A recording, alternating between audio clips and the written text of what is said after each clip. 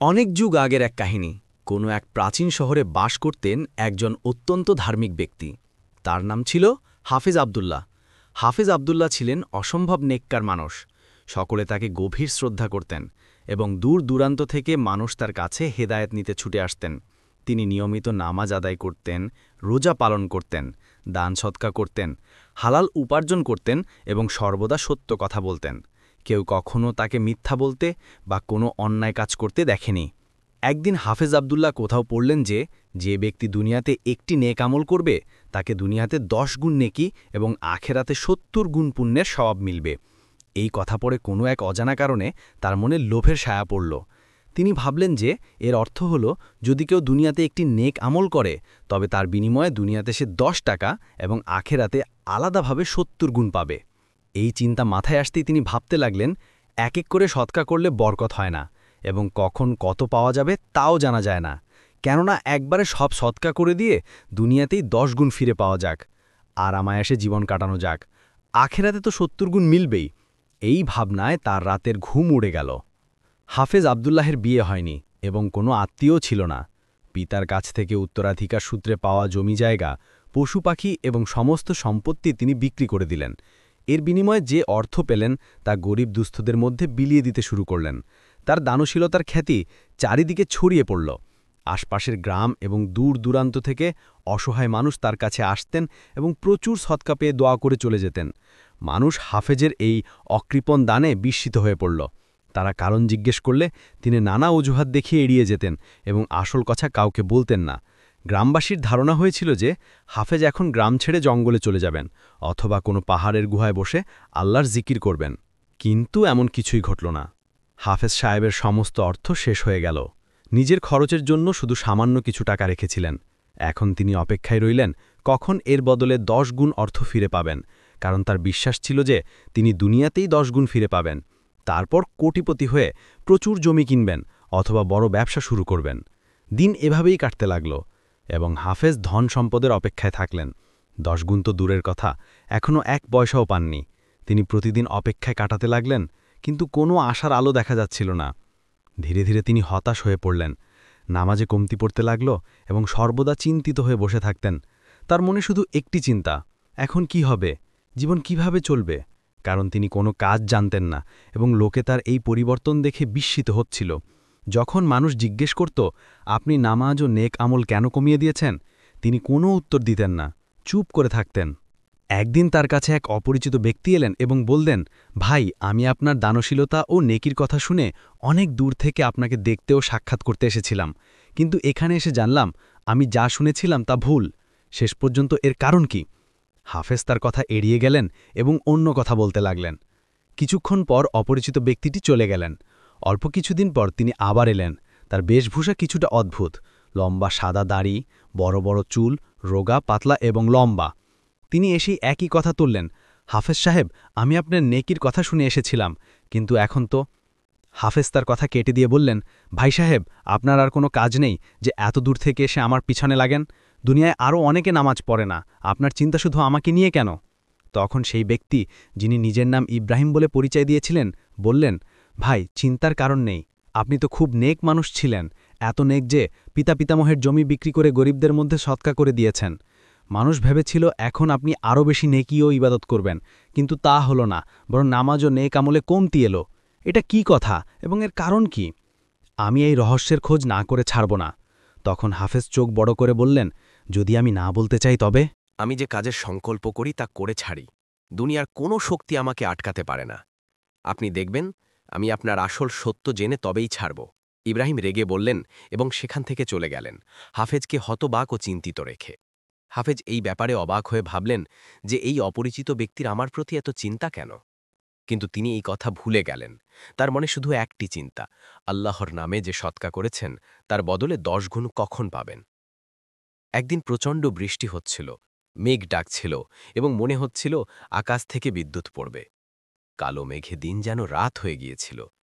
ঠিক তখনই ইব্রাহিম গাধার ওপর বৃষ্টিতে ভিজতে ভিজতে এসে হাফেজ আবদুল্লার দরজায় জোরে জোরে ধাক্কা দিতে লাগলেন।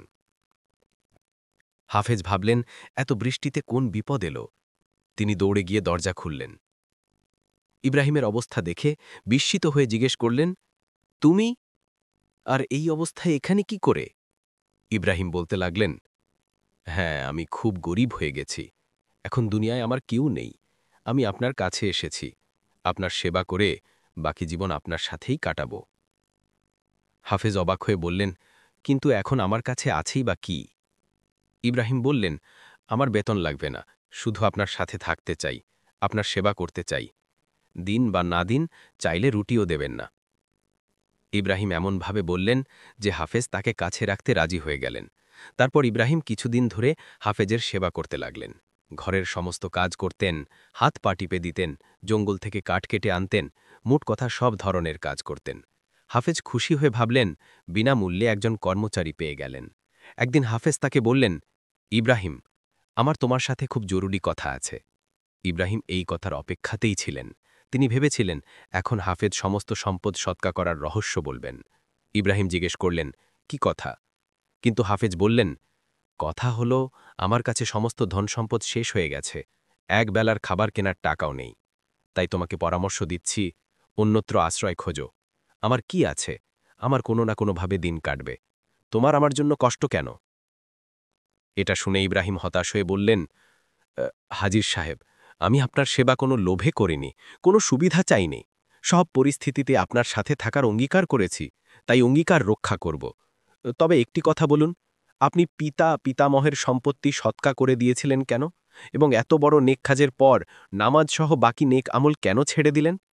হাফেজ অবাক হয়ে বললেন, আমি ভেবেছিলাম এতদিনে তুমি এই কথা ভুলে গেছ। এমন কথা কি কেউ বলে? হাফেজ সাহেব, আমি এতদিন সেবা করেছি, বেতন বা কিছু চাইনি। শুধু এই রহস্যটা বলুন, আপনি সম্পত্তি সৎকা করেছিলেন কেন?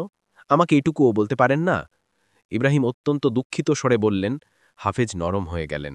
তারপর হাফেজ সমস্ত ঘটনা শোনালেন এবং বললেন, আমার ধারণা ছিল আল্লাহর রাস্তায় সৎকা করলে 10 গুণ ফিরে পাব এবং ধনী হব। কিন্তু কয়েক মাস অপেক্ষার পর এখন উপোসের পালা। ইব্রাহিম মন দিয়ে শুনলেন। হাফেজ কথা শেষ করলে ইব্রাহিম বললেন, আপনি কি কারো কাছে এই কথার সত্যতা যাচাই করেছিলেন? হাফেজ বললেন, হ্যাঁ, শহরের বড় আলেমের কাছে গিয়ে জেনেছিলাম। তিনি বলেছিলেন 100% সঠিক, কিন্তু এখন জানলাম মিথ্যা ছিল।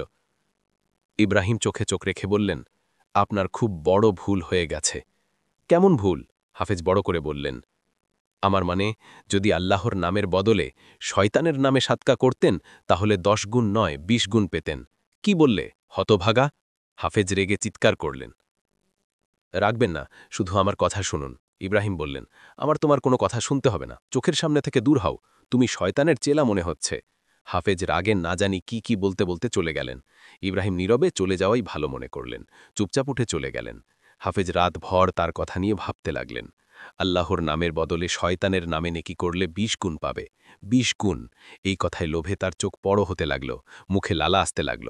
হাফেজ রাতভর জেগে রইলেন। সকাল হতে উঠলেন, চোখ লাল। ইব্রাহিম সকাল হতেই ফিরে এলেন, তার চোখে শয়তানি ঝিলিক।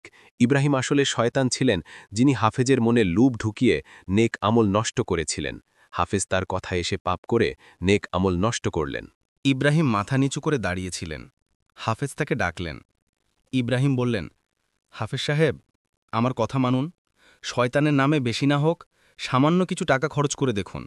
যদি ভুল হয়, আমার জীবন নিয়ে নিন। তখনও তাদের কথা চলছে। হঠাৎ এক ফকির এসে বললেন, বাবা, আল্লাহর নামে 1 টাকা দিন, আল্লাহ মঙ্গল করবেন। হাফেজ উঠে দরজা পর্যন্ত গেলেন। ফকিরকে ডেকে বললেন, আল্লাহর নামের বদলে শয়তানের নামে চাইলে 1 টাকা দেব। ফকির বললেন, চলো, শয়তানের নামেই দাও। হাফেজ ঝট করে 1 টাকা দিয়ে দিলেন। ফকির হতবাক হয়ে তাকাতে তাকাতে চলে গেলেন। হাফেজ ইব্রাহিমের কাছে ফিরে বললেন, আমি তোমার কথা মেনে নিয়েছি, এখন বলো 1 টাকার বদলে 20 গুণ কখনো কিভাবে পাব? ইব্রাহিম বললেন, আপনি শয়তানের নামে সাদকা করেছেন, বেশি অপেক্ষা করতে হবে না। কাল সকালে পাহাড়ে যান, সেখানে একটি বটগাছ আছে, তার কাছে পাথর সরিয়ে নিচ থেকে 20 টাকা নিন। যদি মিথ্যে হয় আমাকে মেরে ফেলুন। হাফেজ আশ্বস্ত হয়ে সারা রাত অস্থিরভাবে সকালেন অপেক্ষা করলেন। সকালে দৌড়ে পাহাড়ে গেলেন। বটগাছের কাছে বড় পাথর সরাতেই 20 টাকা পেলেন। আনন্দে দৌড়ে বাড়ি ফিরলেন। বাড়ি এসে দেখলেন ইব্রাহিম নেই। তারপর হাফেজ প্রতিদিন শয়তানের নামে সাদকা বিলি করতে লাগলেন। দূর দূর থেকে ফকিররা এসে শয়তানের নামে সাদকা নিয়ে চলে যেত। এখন হাফেজের না আল্লাহর ভয় ছিল, না লোকলজ্জা। লোভ তাকে নির্লজ্জ করে দিয়েছিল। লোকে বিস্মিত হয়ে কারণ জিজ্ঞাসা করলে উত্তর দিতেন না, শুধু ২০ গুণ পাওয়ার চিন্তায় থাকতেন। হাফেজের কাছে প্রচুর ধন জমা হল, কিন্তু শয়তান তাকে পাগল করে দিয়েছিল। মন ভরত না, সর্বদা আরও পাওয়ার লোভে থাকতেন। সত্যি, লোভী মানুষের পেট কখনো ভরে না। একদিন ইব্রাহিম বললেন, হাফেজ সাহেব, আপনি প্রতিদিন বটগাছের দিকে যান, কেউ সন্দেহ করতে পারে, আগে গিয়ে টাকা নিয়ে নিতে পারে। তাহলে কি করা যায়? হাফেজ অবাক হয়ে জিজ্ঞাসা করলেন। আমার পরামর্শ, একবারে এত ধন দিয়ে দেব যে আর দরকার থাকবে না। হাফেজ অবাক হয়ে বললেন, কিভাবে? ইব্রাহিম বললেন, আমি যা বলবো তা করবেন, প্রশ্ন করবেন না, নইলে আমাদের সম্পর্ক ছিন্ন হয়ে যাবে। হাফেজ বললেন, বলো। লোভে হাফেজের মুখ থেকে লালা ঝরছিল। ইব্রাহিম বললেন, এই টুপি পরে আমার সাথে চলুন। এটি পড়লে দুনিয়ার নজর থেকে অদৃশ্য হয়ে যাবেন, কেউ দেখতে পাবে না, কিন্তু আপনি সবাইকে দেখতে পাবেন। হাফেজ শয়তানের চেলা হয়ে গিয়েছিলেন, শয়তানের প্রতিটি আদেশ মানতে প্রস্তুত। টুপি পরে ইব্রাহিমের সাথে চললেন। বাইরে এসে দেখলেন গলি বাজারে লোকজন চলাচল করছে, কিন্তু কেউ তাকে দেখতে পাচ্ছে না। তারা হাঁটতে হাঁটতে সুলতানের প্রাসাদে পৌঁছলেন। কোনো বাধা ছাড়াই প্রাসাদে প্রবেশ করলেন। সিপাহী, চাকর, দাসদাসী নিজেদের কাজে ব্যস্ত। কেউ দেখতে পেল না। সুলতান ঘরে বসে খাবার খাচ্ছিলেন। শয়তান এক কোণে থামিয়ে বললেন, এখন তামাশা দেখুন। প্রাসাদের সাজসজ্জা দেখে হাফেজ পাগল হয়ে যাচ্ছিলেন। মনে লোভ, সব ধন নিয়ে চলে যাবেন। তিনি ভাবছিলেন, সুলতান বাঁ হাতে জলের গ্লাস তুললেন। শয়তান সঙ্গে সঙ্গে গ্লাসে থুতু ফেললেন। হাফেজ দেখে সুলতানের হাত থেকে গ্লাস ফেলে দিলেন। সুলতান ভাবলেন হাত কেঁপে গেছে। শয়তান দেখে বললেন, আমি বলেছিলাম আমার কাজে হস্তক্ষেপ করবেন না। সুলতান আবার বাঁ হাতে জলের গ্লাস তুললেন। শয়তান আবার থুতু ফেললেন। হাফেজ আবার ফেলে দিলেন। শয়তানের রাগ হল। বললেন, এবারও না থামলে আপনার জন্য খারাপ হবে। হাফেজ লোভে অন্ধ হলেও নেকির প্রভাব এখনও ছিল। তিনি চুপ করলেন। সুলতান খাবারের আগে বিসমিল্লা পড়েননি। শয়তান খাবারে থুতু ফেললেন। তৃতীয়বার সুলতান বাঁ হাতে জলের গ্লাস তুললেন। শয়তান থুতু ফেললেন। সুলতান পান করতে যাচ্ছেন, হাফেজের আর সহ্য হল না। তিনি গ্লাস ফেলে দিলেন এবং খাবারের টেবিল উল্টে দিলেন। শয়তানের ধৈর্য ভেঙে গেল। তিনি হাফেজের মাথা থেকে টুপি খুলে নিয়ে পালিয়ে গেলেন। সুলতান হঠাৎ দেখলেন এক অপরিচিত লোক পাশে দাঁড়িয়ে। রেগে বললেন, তুমি কে? কে অনুমতি দিয়েছে? হাফেজ ভাবলেন ফাঁসি হবে। ভয়ে বললেন, সুলতান সালামত, প্রাণের নিরাপত্তা দিলে সত্য বলবো। সুলতান বললেন, বলো, সত্য বলো। হাফেজ সৎকার ঘটনা, ইব্রাহিমের শয়তান হিসেবে আসা, শুরু থেকে শেষ পর্যন্ত সব বললেন। বললেন, আপনি ৩ বার বাঁ হাতে গ্লাস ধরেছেন, ৩ বার শয়তান থুতু ফেলেছে। খাবারের আগে বিসমিল্লা পড়েননি, তাতেও থুতু ফেলেছে।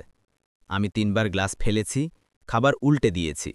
হাফেজ বললেন, আমি চাইনি আপনি শয়তানের থুতু মিশ্রিত জল পান করেন বা নোংরা খাবার খান। সুলতান এই নেক কাজে খুশি হয়ে পরের দিন দরবারে আসতে বললেন।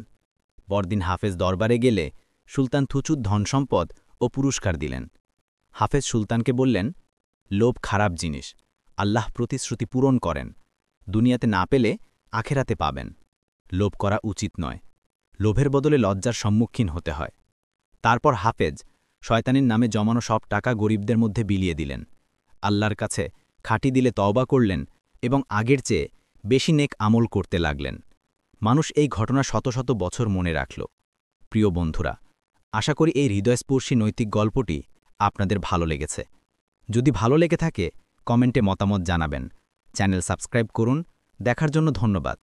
এই গল্প থেকে শিখি, আল্লাহর পথে নিষ্ঠার সাথে নেক আমল ও ধৈর্যই আসল ইবাদত।